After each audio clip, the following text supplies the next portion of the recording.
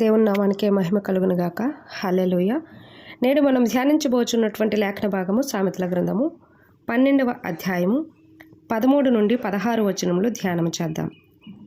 పెదవుల వలని దోషము అపాయకరమైన ఉరి, నీతిమంతుడు ఆపదను తప్పించుకొనును. ఒకడు తన నోటి ఫలము చేత తృప్తిగా మేలుపొందును, ఎవని క్రియల ఫలము వానికి వచ్చును. మూడిని మార్గము వాని దృష్టికి సరి అయినది, జ్ఞానము గలవాడు ఆలోచనను అంగీకరించును. మూఢుడు కోపపడునది నిమిషములోనే బయలుపరచబడును, వివేకి నిందను వెల్లడిపరచక యూరుకుండును. ఈ మాటల్లో విన్నటువంటి వాక్యం యొక్క తాత్పర్యాన్ని చూద్దాం, ఎందుకంటే అర్థాలు చెప్పుటకు మనకు సమయం చాలదు. 13-14 వచనం యొక్క తర్కాణం ఏంటంటే, తప్పుడు మాటలు మాట్లాడేటువంటి వారు కష్టాల్లో పడతారని, అవి ఎలా ఉంటాయో మచ్చుకు కొన్ని మాటలు చూద్దాం. ఎందుకంటే ఎలాంటి మాటల వలన కష్టాలు అనేవి సంభవిస్తాయి అంటే, ఆపదలు చెప్పి వచ్చేవి కాదు, మనం మాట్లాడే మాటలను బట్టి తటస్థించటం అనమాట, వెంటనే రావటం అనమాట. మనలో మనము సరిచేసుకునేటువంటి పద్ధతులు, సరిచేసుకునేటువంటి అంశములు ఏవైనా ఉన్నాయేమో ఒక్కసారి చూసుకుందాము. ఫస్ట్ వన్ వచ్చేసి అబద్ధాలు మాట్లాడతారు. వీరు అబద్ధాలు మాట్లాడతారు. అబద్ధాల వలన ఏంటంటే ఉన్నవి లేనట్లు, లేని ఉన్నట్లు కల్పితాలన్నమాట. వాటి వలన చిచ్చు రేగొడతాను ఇద్దరు వ్యక్తుల మధ్య కానీ, ఒక సమూహం మధ్యలో కానీ, కుటుంబం మధ్యలో కానీ ఇవి చాలా ప్రమాదకరములు. అలాగే చాడీలు చెబుతూ ఉంటారు, ఇక్కడ అక్కడ చెడ్డవి లేనివి ఉన్నవి ఇంకా ఎక్కువగా అధికం డిజిటలైజ్డ్ చేసి మరిన్ని చెబుతూ ఉంటారనమాట. అంటే నమ్మబలుకుతారు, అవతల వ్యక్తులకి వాళ్ళు నమ్మేలాగా చెప్తారనమాట. అలాగే కఠినమైనటువంటి అవమానకరమైనటువంటి మాటలు మాట్లాడుతూ ఉంటారు.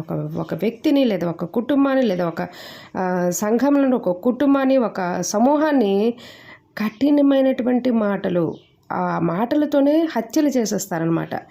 మాటలతో చంపడం అనేది చాలా కష్టంగా ఉంటుందా, అలా ఆ మాటల్లో చనిపోయినటువంటి వారికి అర్థమవుతుంది. అలాగే అవమానించటము, చులకన భావంతో చూసేటువంటి మాటలు, అలాగే దూషించటము, అపవాదులు వేయటము, దూషిస్తూ ఉంటారు, అనవసరంగా దూషిస్తూ ఉంటారు కారణం లేకుండా. అలాగే అపవాదులు వేస్తూ ఉంటారు, శాపనార్థాలు పెడతా ఉంటారు, అలా అన్నమాట. అనాలోచితంగా మాట్లాడుతూ ఉంటారు, ఆలోచించరు వెనకేంటుంది, అసలు ఏం జరగబోతుంది, ఏం జరుగుతుంది, అసలు వాళ్ళ స్టామినా ఏంటి, వాళ్ళ సామర్థ్యం ఏంటి అన్నటువంటి విషయాన్ని ఆలోచన చేయకుండా అనాలోచితంగా మాటలు విసిరేస్తూ ఉంటారనమాట. అలాగే గర్వంగా, అహంకారంగా మాట్లాడుతూ ఉంటారు. వీరికి వెనకేమీ లేకపోయినా గర్వం మాత్రం ఎక్కువగా ఉంటుంది ప్రతి ఒక్కరికి కూడా. అంటే ఈ మాట అన్నందుకు క్షమించండి, ఎవరు ఉన్నవారు లేనివారు అనేది కాదు, కానీ ప్రతి ఒక్కరికి వారు ఉన్నటువంటి స్థితిని బట్టి గర్వం అనేది ఉంటుంది. అది మంచిది కాదు, అహంకారం అనేది కూడా. అలాగే రహస్యాలు బయట పెడతా ఉంటారనమాట. సమయం వచ్చినప్పుడు ఆ యొక్క పరిస్థితిని బట్టి పెట్టేటువంటి రహస్యాలు కంటే, చెప్పకుండా ఒకరికి తెలియకుండా ఒకరికి అన్నటువంటి విషయాలు ఇంకొకరి దగ్గర అది బట్టబయలు చేయటం అనమాట. ఆ రహస్యాల కోసం మాత్రమే ఇల్లు తిరుగుతూ ఉంటారనమాట. రహస్యాలు బయట పెట్టడానికి, అబద్ధాలు చెప్పుకోవడానికి, నిందలు వేయటానికి ఇల్లా తిరుగుతారు, ఊరూరా తిరుగుతారు. ఎందుకు తిరుగుతారో అర్థం కాదు, ఇల్లు వాకలు లేనట్లు తిరుగుతూ ఉంటారనమాట. ఈ చెడ్డగుణం కలిగినటువంటి లక్షణాలు కలిగినటువంటి వారు నేను కొంతమందిని నా నిజ జీవితంలో చూశాను అనమాట. గొడవలు రేకెత్తిస్తూ ఉంటారనమాట. ఆ యొక్క పరిస్థితులు ఆ విధంగా ఉంటాయన్నమాట. అలాగే మోసపూరితమైనటువంటి, కపటమైనటువంటి మాటలు మాట్లాడుతూ ఉంటారు. మోసం అంటే ఇంకొకరికి హాని చేసేటువంటివి. కపటమైనటువంటి, బయటికి పనసపండు విప్పి పెట్టడం పల్లెంలో అంటారు కదా, అలా అనమాట. కొన్ని మాటలు నాకు అసలు తెలియవు, అంటే కొన్ని విన్నాను, కొన్ని తెలియవు అనమాట. అది అయితే ఈ పరిస్థితిలో ఉన్నాడు. ఎందుకంటే వీరిలో దేవుని భయం ఉండదు కాబట్టే వారికి నచ్చినట్లు ప్రవర్తిస్తారు. కానీ నీతిమంతుడు ఆపదల నుండి తప్పించుకున్నట్టుకు కారణము దేవుని యొక్క భయము, దేవుని నీతికి కట్టుబడి నడుచుకోవటము.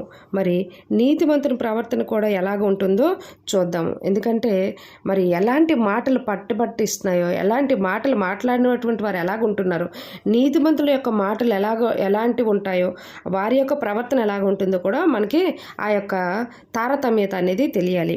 నీతిమంతుడు సత్యం మాట్లాడతాడు, ఉన్నది ఉన్నట్లుగా యథార్థంగా మాట్లాడేస్తాడు అనమాట. అలాంటిదే ఇప్పుడు గొడవలు వస్తున్నాయి. అలాంటి పరిస్థితి ఎవరైనా ఒకటి గమనించారా మీరు? అబద్ధం ఆడినప్పుడు నమ్మేస్తారనమాట. అంటే చుట్టూ తిప్పి తిప్పి తిప్పి చెప్తారు కదా, దాన్ని నమ్ముతారు ఎవరైనా. ఉన్నది ఉన్నట్లు సత్యంగా యథార్థంగా చెప్తే నమ్మట్లేదు. అదేంటో నాకే ఆశ్చర్యం అనిపిస్తుంది. అబద్ధాలు ఆడాలేమో అనిపిస్తూ ఉంటుంది అనమాట ఒక్కోసారి. ఎందుకంటే యథార్థంగా చెప్పడం నాకు అలవాటు. చెప్పేస్తాను, ఏదైనా వాళ్ళు ఏమనుకుంటారో నాకు అనవసరం, చెప్పేస్తాను. అది నమ్మరు. అబద్ధాలు చెప్పిన రోజులు ఎప్పుడో పూర్వం ఉన్న రోజు స్థితి ఉందో చూసారు, ఆ పరిస్థితిని బట్టి దాన్ని నమ్ముతున్నారు. పిచ్చి వాళ్ళు నేనో వాళ్ళ అర్థం కావట్లేదు. అలాగే మాటల్లో సమన్వయం అనేది సమయస్ఫూర్తి అంటే సందర్భానుసారంగా మాట్లాడడం అనమాట, ఆలోచించి మాట్లాడటం. దేవునికి విధేయంగా జీవిస్తారనమాట. అంటే నేను నీతిమంతురాలని చెప్పట్లేదు, నా మాట విధానం అనేది నేను చెప్పాను అనమాట. దేవునికి విధేయంగా జీవిస్తారు, అలాగే న్యాయంగా ప్రవర్తిస్తారు, కోపాన్ని అదుపులో ఉంచుకుంటారు, ఇతరులకి మేలు చేసే మాటలు మాట్లాడుతూ ఉంటారు, పాపానికి దూరంగా ఉంటారు. తన ఇష్టాన్ని కాకుండా దేవుని ఇష్టాన్ని కోరుకుంటూ ఉంటాడు. నీతిమంతుడు మంచి మాటలే కాదు, మంచి క్రియలు కూడా చేస్తాడు. అతని యొక్క సత్యవంతమైనటువంటి జీవన విధానంలో దేవుని భయము, దేవుని జ్ఞానంతో కూడిన ప్రవర్తనే అతన్ని అనేక ఆపదల నుండి కాపాడుతూ ఉంటుంది. సౌలు నుండి దావీదుని కాపాడినట్లు. అందుకే దేవుడు అతనికి మార్గదర్శకుడై రక్షణనిస్తూ ఉంటాడనమాట. అందుకే 14వ వచనం 13వ వచనం కూడా ఈ రెండింటికి రిలేటివ్గానే ఉంటుంది. 14వ వచనం ప్రకారంగా వచ్చిన వివరణలో విచారణలో భాగంగా ప్రతిఫలాలు వస్తాయన్నది మీరు గ్రహించాలి. అయితే మంచి చెట్టు మంచి ఫలం ఇస్తుంది, కాని చెట్టు చెడ్డ ఫలాన్ని ఇస్తుంది. మన ఉదాహరణకి ఇప్పుడు సీజన్ కదా, సీడ్స్ గత సంవత్సరము చెట్టుకుండేటువంటి ఎక్కడైనా పల్లెటూర్లకు వెళ్ళారనుకోండి, చెట్టుకి ఒక కాయ కనిపిస్తుంది.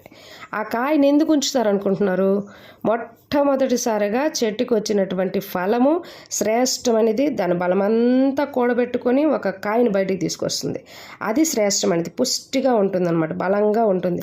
దానిలోని విత్తనాలు వేస్తే మరలా మంచి ఫలాలు లేదా మంచి పంట బయటకు వస్తుందని మొట్టమొదటి విత్తనపు కాయని చెట్టుకే వదిలేస్తారనమాట. ఆ తర్వాత వచ్చినవన్నీ కోసుకు తింటారు.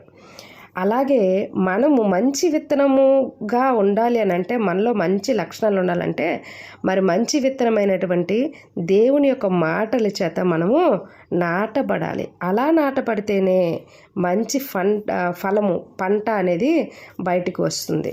నీ క్రియలు ఆ యొక్క పంటని ప్రతి ఒక్కరికి అది పంచిపెట్టాలంటే, నీ క్రియలు సక్రమంగా ఉండాలి అని అంటే, నీళ్ళలో పడేటువంటి విత్తనము సరైనదై ఉండాలన్నటువంటి విషయాన్ని గ్రహించాలి. అలాగే 15వ వచనం ప్రకారంగా చూసుకుంటే, మూఢుడు ఎవరి సలహా వినడు, తాను పట్టిన కుందేలకు 3 కాళ్ళు అంటాడనమాట. చేతిలో ఒక కాళ్ళు ఉందన్న విషయం మర్చిపోతాడనమాట. పైనున్న ఎరుపుని చూసుకొని గులివింద గింజ ఎలాగైతే రెచ్చిపోతుందో, దాని కింద ఉన్న మచ్చ దానికి కనిపించదు కాబట్టి అది చూసి ఎలాగ రెచ్చిపోతుందో, మూఢుడు కూడా అంతే. జ్ఞానం గలవాడు వినయంగా మంచి సలహాలను స్వీకరిస్తూ ఉంటాడనమాట. అయితే ఇక్కడ ఒక విషయం చెప్పాలి. మూఢుడు తనకు ఉన్నటువంటి గర్వంతోనూ తనకు నచ్చినటువంటి వేలోనూ అనాలోచితంగా ముందుకు వెళ్ళిపోతాడు. జ్ఞానం కలిగిన వాడు దేవుని యొక్క ఆలోచనను ఎరిగి, దేవుని యొక్క చిత్తానికి లోబడి, దేవుని యొక్క మాటల ప్రకారంగా దేవుని ఆలోచనను గుర్తించి దేవునితో యోచన చేసుకుంటూ ముందుకు వెళ్తాడు. అందుకే జ్ఞానం కలిగిన వాడు నిశ్చింతగా ఉంటాడు, ఏ యొక్క భారం లేనట్లు కనిపిస్తాడు ఎప్పుడు కూడా. మరి ఆ జ్ఞానం లేకుండా మూఢుడుగా వెళ్ళేటటువంటి ఎప్పుడు చూసినా దొమ్లాడుతూ ఉంటాడు అనమాట. కాబట్టి ఇలాంటి వ్యక్తుల్ని ఎప్పుడు ఎక్కడ ఏ విధంగా సరిచేయాలో దేవుడికి తెలుసు. ఆ పరిస్థితులను బట్టి ఆ విధంగా సరి చేసుకుంటూ ఉంటాడు దేవుడు.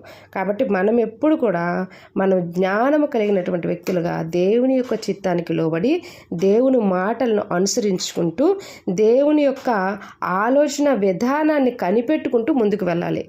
అలాంటప్పుడే మన జీవితాలు కూడా సాఫీగా వెళతాయి. దేవునితో అంటుకట్టబడేటువంటి మార్గంలో మనము నిలబడతాము. ప్రార్థన చేద్దాం. ఈ లక్షణాలు ఎక్కడైనా మనలో ఉన్నాయేమో, కొదువుగా ఉన్నాయేమో వాటిని పెంపొందించుకుంటూ కాని లక్షణాలను తీసివేసుకుంటూ ముందుకు వెళదాం. ప్రార్థన చేద్దాం.